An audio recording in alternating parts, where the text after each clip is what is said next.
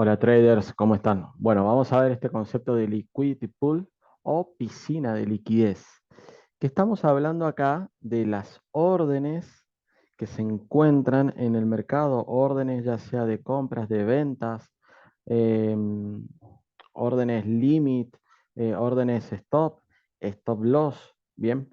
Entonces, ¿cómo podemos identificar este concepto? Bueno, va a existir liquidez por debajo de viejos bajos, o sea, de mínimos, en forma de órdenes de ventas, sell stop o stop loss de compradores. Bien, entonces supongamos lo siguiente para el primer caso.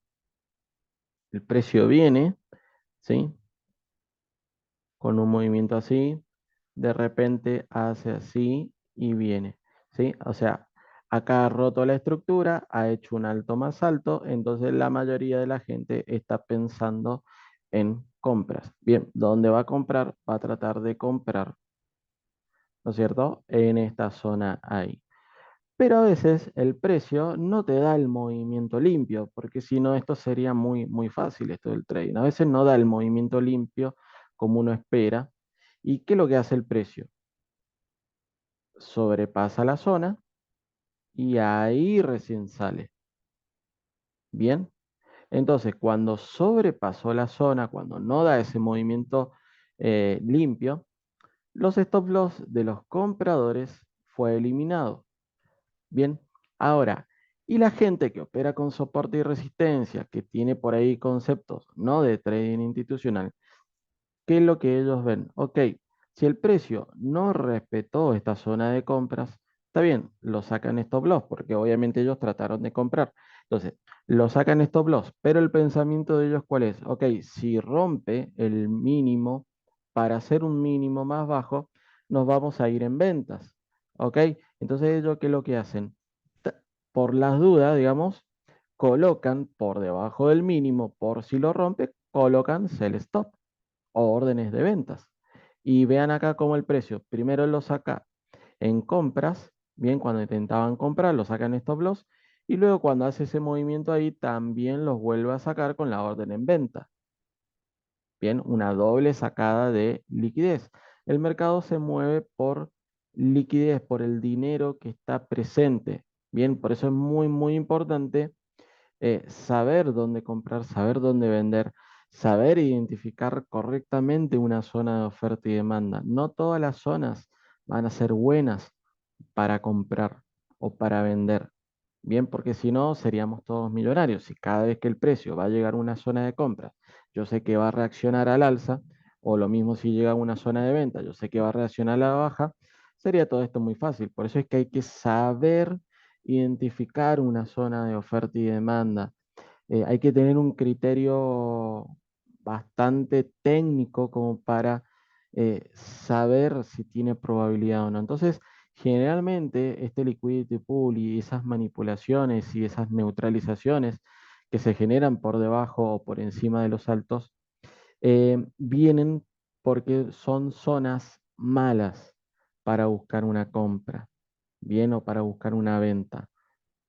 Entonces, bueno, este es el concepto para las zonas de compras. Ahora, también existe liquidez por encima de viejos altos en forma de órdenes de compras, buy stop o stop loss de vendedores. Entonces, supongamos que el precio viene así, ahí, y de repente hace ese tipo de movimiento, rompiendo el último mínimo, haciendo un mínimo más bajo. Entonces, hay gente que quiere vender ahí.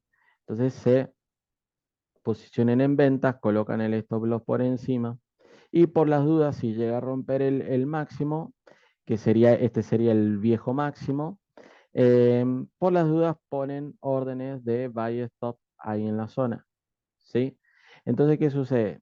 El precio puede venir, hacer esa sacada de liquidez y ahí recién caer. Y ahí se llenó de dinero, tiene, digamos que puede mover. Una vez que tomó la liquidez del mercado, el precio va a mover. Pero como les decía, esto generalmente cuando hace esos movimientos de neutralización y que absorbe órdenes, es porque son zonas malas para vender o para comprar. Bien, por eso es que hace ese tipo de movimiento. En realidad son también son zonas de inducción. Es como que a través de este rompimiento de estructura, ellos han inducido a la gente acá a buscar vender. Y lo mismo acá en este caso que vimos de compra, inducen las compras. Pero en realidad, al no tener una zona válida de oferta o de demanda, el precio va a hacer este tipo de movimientos. ¿Ok?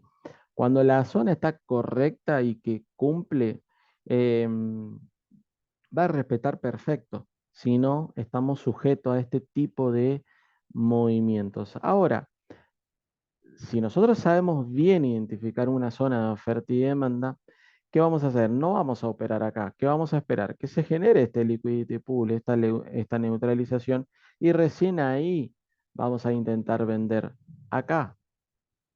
Bien, si el precio en algún momento retestea, la mejor zona para vender va a ser acá. ¿Por qué? Porque esta es una zona institucional, es una zona en donde se hizo una toma de liquidez, en donde entraron las grandes instituciones, bien, y donde mucha gente perdió su dinero. Entonces, esta va a ser la mejor zona para buscar luego vender. Bien, cuando el precio rompe un viejo alto o un viejo bajo, activa este tipo de órdenes dando liquidez al mercado en su contrapartida, es decir, para que pueda mover.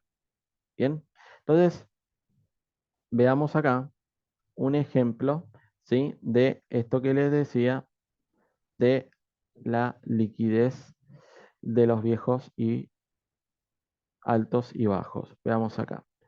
Em, bien, veamos este ejemplo. ¿Qué podemos observar nosotros acá? En base a la estructura, bueno, está bien, el precio ha roto los últimos máximos y acá ha hecho su retroceso.